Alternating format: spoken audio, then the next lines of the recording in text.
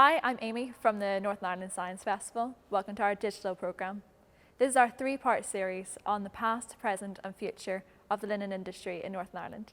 If you like what you see, remember to hit that subscribe button.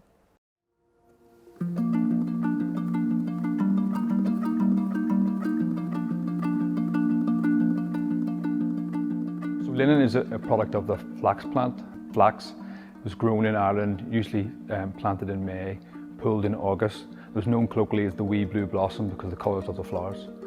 So when the flax plant is pulled, it's retted, it's scotched to go through the various processes and eventually spun. So the fibres of the flax plant are extracted and spun into yarn, and yarn is used in all sorts of applications, but largely in weaving.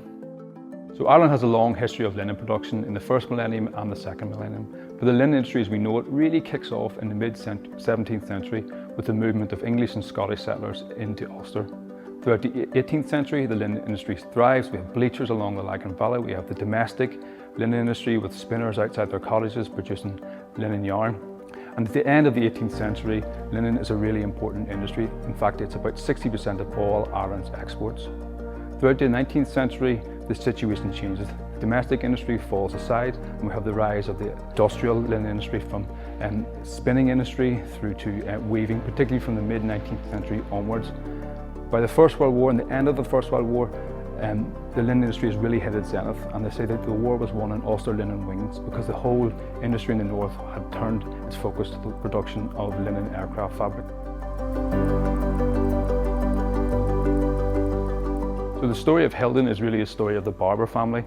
They were a Scottish family and they moved to a site just outside Lisburn in the 1780s where they started producing linen thread.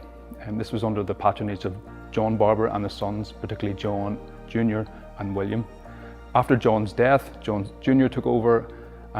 Sadly he died, and William, the second son, he consolidated the business at a site down by the River Lagan.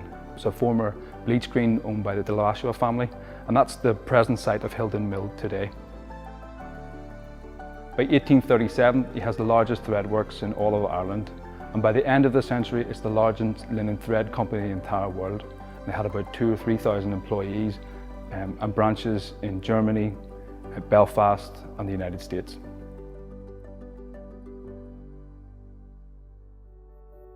So in the mid-19th century, the site at Hilden was around 34 acres, but it grew even larger than that. And across the site, different processes were carried out in different buildings. We had the rougher part, working with the flax, to the main mill building, where you're spinning flax and then spinning the flax into yarn and twisting the thread, to the dye house, where they're dyeing the threads.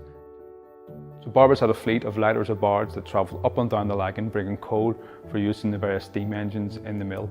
At the other end, they had a fleet of trucks that would go out across Ireland with the signature red hat on the side of a truck and bringing the Barbour products to other manufacturers, shops, things like that. They also had a siding, part of the siding at Hilden Halt, and they used the train there to get products down to Belfast port.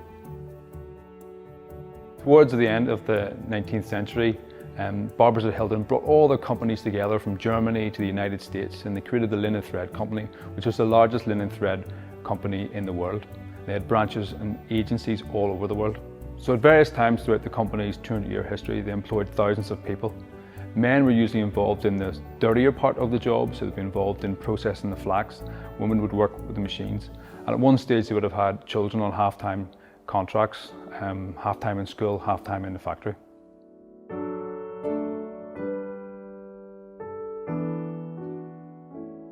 So although William Barbour started producing linen thread at the site in the early 19th century, the buildings that you see today largely date from the mid-19th century with various additions.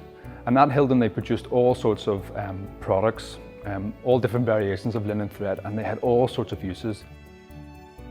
Barbour's brand name was known worldwide and its products were ubiquitous. They made all sorts of things, from products for shoemakers, tailors, bookbinders, material that went into golf clubs or telephone cables, as well as material for weavers.